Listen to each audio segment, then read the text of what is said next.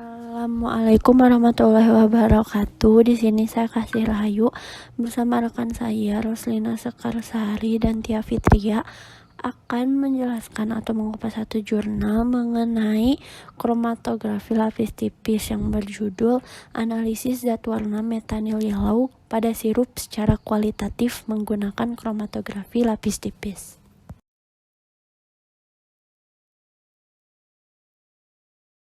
Yang pertama yaitu pendahuluan. Metanyl yellow atau kuning metanil merupakan bahan pewarna sintetik berbentuk serbuk, berwarna kuning kecoklatan, bersifat larut dalam air dan alkohol, agak larut dalam benzen dan ether, serta sedikit larut dalam aseton. Nah, untuk perwarna kuning metanil ini dia sangat berbahaya jika terhirup mengenai kulit, mengenai mata, dan tertelan. Dampak yang terjadi dapat berupa iritasi pada saluran pernafasan, iritasi pada kulit, iritasi pada mata, dan bahaya kanker pada kandung dan saluran kemih. Apabila tertelan, dapat menyebabkan iritasi saluran cerna, mual, muntah, sakit perut, diare, demam lemah, dan tekanan darah rendah. Sirup merupakan sediaan minuman cair berupa larutan yang mengandung sakarosa dan biasanya di dalamnya ditambahkan pewangi atau aroma tertentu. Sirup ini sering digunakan sebagai obatan kuliner serta minuman. Biasanya sirup dihidangkan bersama dengan makanan ringan. Selain sebagai minuman, sirup juga digunakan sebagai obat.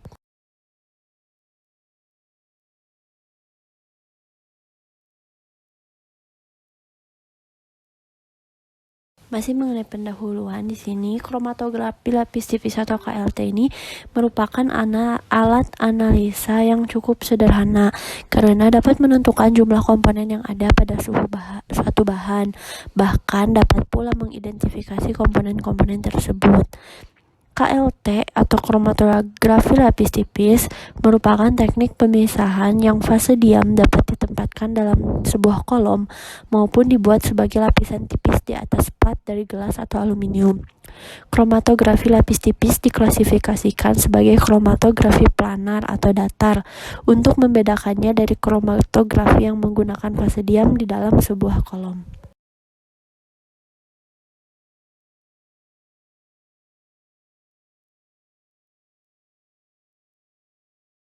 Di sini ada contoh plat dari kromatografi lapis tipis.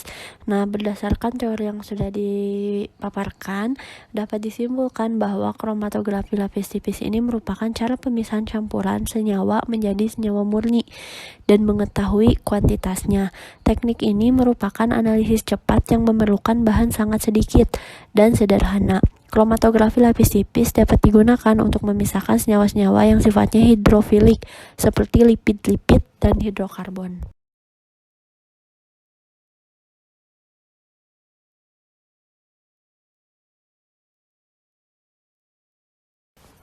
Kemudian, mengapa perlu dilakukan identifikasi zat warna secara kualitatif dengan metode kromatografi lapis tipis?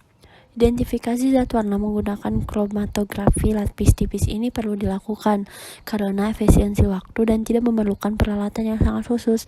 Identifikasi zat warna dengan menggunakan kromatografi lapis tipis bertujuan untuk mengetahui kepositifan suatu sampel sirup lokal, apakah terdapat zat warna metanyl yellow atau tidak. Selanjutnya, alat dan bahan.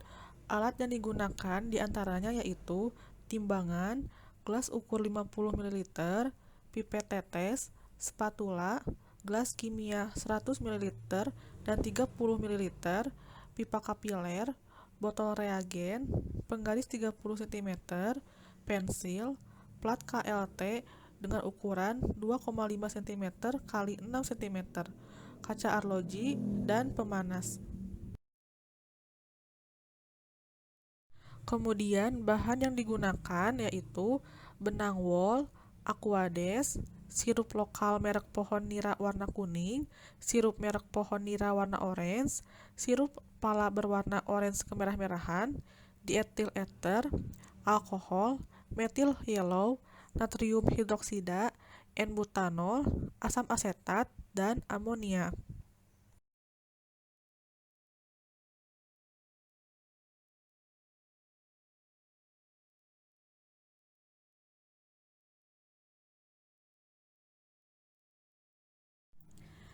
Untuk cara kerja, langkah yang pertama yaitu benang wol 15 cm dididihkan dalam air lalu dikeringkan dan dicuci dengan ether. Kemudian dididihkan kembali dengan NaOH dan jika sudah dibilas dengan air. Selanjutnya, masukkan benang wol ke dalam 35 ml sampel sirup lokal yang sudah diasamkan dengan asam asetat dan dididihkan selama 10 menit. Benang wol dicuci dengan Aquades dan dimasukkan ke dalam 5 ml amoniak 10% dan dididihkan kembali. Selagi menunggu, kita membuat larutan baku methyl yellow dengan cara dilarutkan 0,1 gram serbuk metanil yellow dengan 100 ml etanol. Kemudian membuat larutan eluen dengan perbandingan N-butanol, asam asetat glasial, dan Aquades sebanyak 4:5:1 ml. Lalu ditotolkan sirup dan larutan baku pada lempeng KLT dan dimasukkanlah lempeng KLT ke dalam larutan eluen dan diamati. Selanjutnya, hasil dan pembahasan. Di sini kita bisa lihat pada tabel yang merupakan hasil analisis secara kualitatif menggunakan kromatografi lapis tipis. Di sini untuk baku A atau baku dari sirup pohon nira berwarna kuning, tinggi bercaknya yaitu 1,5 cm, tinggi eluennya 5 cm, dan nilai RF-nya 0,3, maka dinyatakan positif. Kemudian untuk baku B atau baku dari sirup pohon nira berwarna orange, tinggi bercaknya yaitu 1,0 cm, tinggi eluennya 5 cm, dan nilai RF-nya 0,2, maka dinyatakan positif. Selanjutnya, baku C atau baku dari sirup pala berwarna orange kemerah-merahan, tinggi bercaknya yaitu 1,3, kemudian tinggi eluennya 5 cm, dan nilai RF-nya 0,26, maka dinyatakan positif. Sedangkan untuk sampel A yang merupakan sampel dari sirup pohon nira berwarna kuning dan sampel B merupakan sampel dari sirup pohon nira berwarna orange dan sampel C sampel dari sirup pala warna orange kemerah-merahan, ini tidak memunculkan tinggi bercak, tinggi eluen, dan nilai RF-nya, maka dinyatakan negatif. Kemudian untuk pembahasan, identifikasi zat warna metanil yellow menggunakan kromatografi lapis tipis atau KLT ini dilakukan melalui beberapa tahapan, yang dimana yang pertama itu ada pembuatan larutan uji, yang kedua itu pembuatan larutan baku, dan yang ketiga ada pengujian dengan lempeng atau KLT. Tahap yang pertama yaitu pembuatan larutan uji, dengan mencuci terlebih dahulu benang wol yang sudah dididihkan dan dikeringkan dengan larutan ether. Tujuan pencucian dan pendidihan benang wol agar kotoran-kotoran dan lemak yang terdapat pada benang tersebut hilang dengan bantuan pemanasan. Nah, benang wol itu dididihkan dengan larutan NaOH dan dibilas dengan air karena dalam suatu basa akan terjadi pelunturan atau pelarutan warna. Nah, tujuan dari pengasaman sampel minuman lokal tersebut agar sampel itu mudah tertarik ke dalam benang wol yang tadi. Kemudian selanjutnya benang wol yang sudah dicuci itu dimasukkan ke dalam larutan amoniak agar terjadi penjenuhan pada benang wol. Kemudian tahap yang kedua yaitu membuat larutan baku dengan mengencerkan 0,1 gram atau 100 mg serbuk metanil yellow dengan 0,1 liter atau 100 ml etanol sesuai dengan rumus ppm, yaitu ppm sama dengan 100 mg zat terlarut per 100 ml etanol sama dengan 1000 ppm.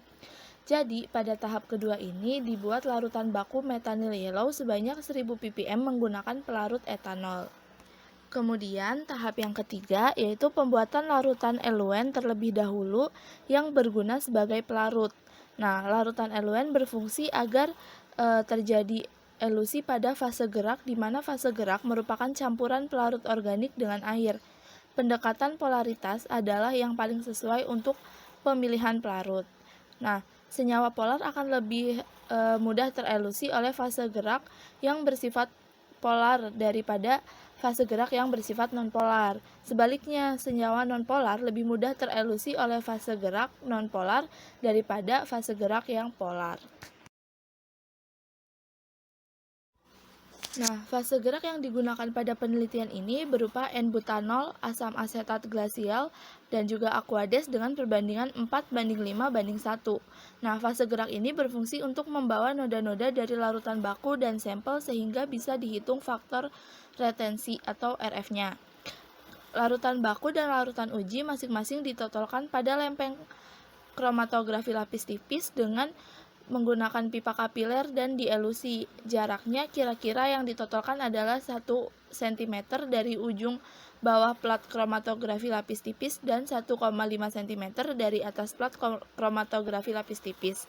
Hal ini bertujuan supaya pada saat elusi nanti bercak noda yang naik dapat dilihat dengan jelas dan tidak tercampur satu sama lain. Lempeng yang telah ditotolkan elusi dalam chamber diganti chamber dengan botol reagen. Nah, untuk memperhitungkan RF-nya bisa menggunakan rumus yang ini nih. RF sama dengan jarak yang ditempuh H-noda dibagi jarak yang ditempuh H-eluen.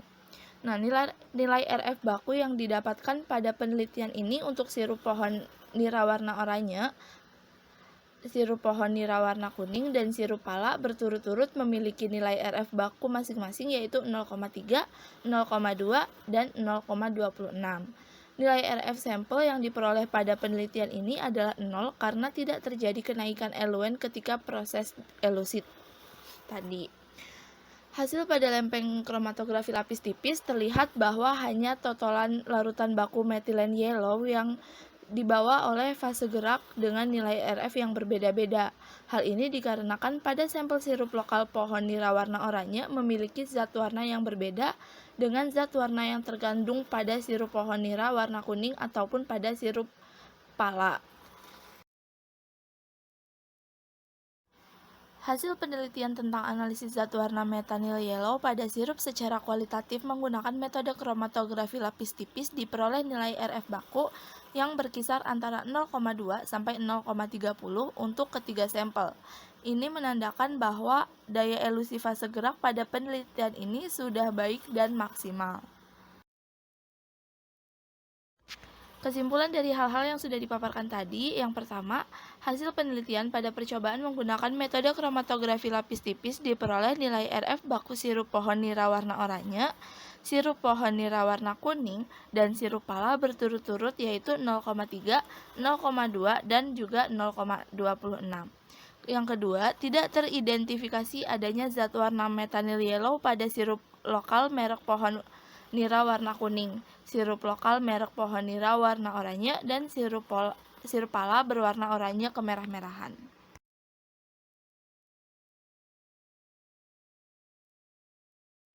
Sekian yang dapat kami paparkan. Saya Roslina Sekarsari, mewakili dua rekan saya. Kurang lebihnya mohon maaf, kami pamit undur diri. Terima kasih atas perhatiannya. Wassalamualaikum warahmatullahi wabarakatuh.